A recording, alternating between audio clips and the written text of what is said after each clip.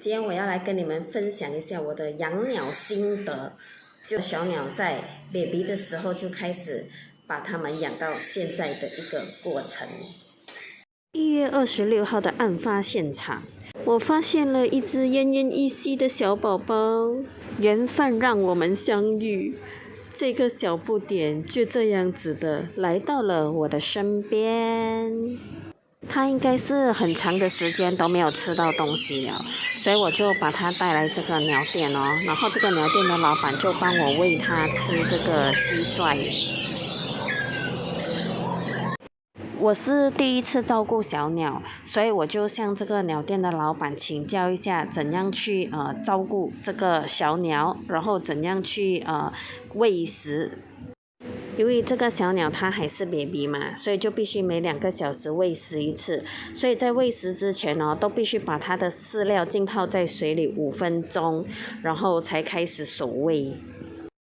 来到了第3天，你们看哦，有没有很惊讶呢？你们看，为什么不是1只吗？怎么今天就变了2只鸟呢？其实就是很不幸的，从那个屋顶上又掉多1只小宝宝下来。第4天的它们已经会发出声音也慢慢的很有活力会开始自己好像挣扎自己的在那一边动在那一边叫这一天我发现它们都长羽毛的嘞，但是还是一样很爱睡一直睡吃饱就睡，感觉就是特别的幸福。是不是在我手上比较温暖，有那个温暖度？你看它睡觉的样子是不是特别的可爱？老实说，我对养鸟真的是完全没有经验，但是我看着它们一天一天的成长，我确实是感到很欣慰啦，就是可以把它们照顾得好好，然后也觉得自己蛮成功的。我过后是有打算说把它们送给人家领养，当然我也希望就是可以为它们找到一个有爱心然后真的是可以用心去照顾它们的主人。毕竟它们现在已经是属于很温驯的，然后它都可以在你手上给你静静乖乖的摸。有时候我在想，它们2只不懂是不是太笨不会飞，还是它们不舍得我。现在它的羽毛应该是算是差不多有70%长齐了吧，然后就会比较黏人我每次放它出来，它都不舍得飞嘞。然后你们看它的眼神，还有那个凶巴巴的嘴巴，是不是很欠扁？好像我们得罪它这样你看那个眼神超凶的。现在就是开始给它自己进食咯，因为我是想说不要让它们有依赖度但是我觉得没有效果，它还是需要等我去喂它们才会吃。哎呀，伤脑筋怎么办好呢？不可能天天等我喂你们的呀，你们要学会成长的咯，拜托。除了教他们吃饭以外我还要教他们怎么去飞，你懂吗？就是因为他们不会飞所以要教他怎么飞。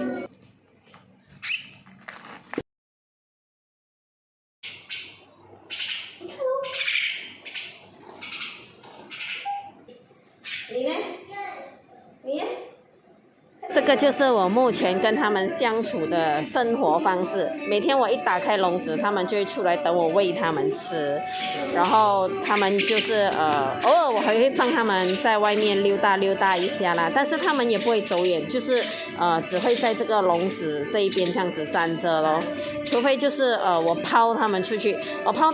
可是他们还是会跟着我走啦，就是不管我走哪里，他们还是会跟着我的脚步。然后大概每2到3天左右，我就会帮他们剪1次他们的那个脚趾甲，不然他们的脚趾甲会很尖然后站在我的手上，我的手会很痛。来了，现在的他们已经很厉害了，就是不管我走到哪里，他们都会跟着我走，就是会一直黏在我的身上。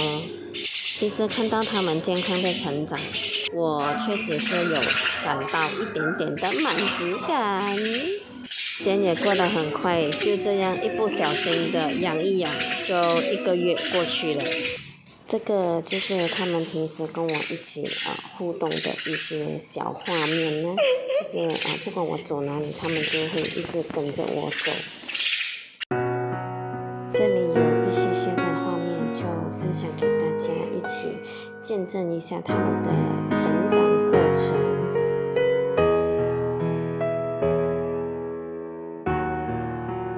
我刚开始的时候确实也是有一点担心，说他们在我的手上会不会被我养不活。现在1个月的时间也过去了，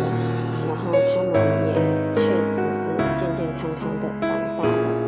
所以在这边我是想要寻找看有没有人爱鸟之人愿意接领这个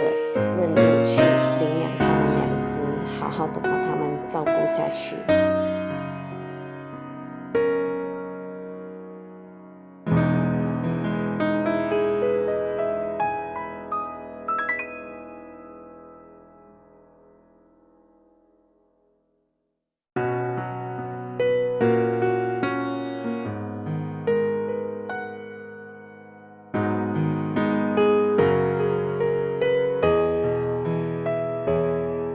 这支影片的朋友们，如果你们有心是一个爱养鸟的人，然后你们可以跟我联系，然后看你们有没有兴趣领养这2只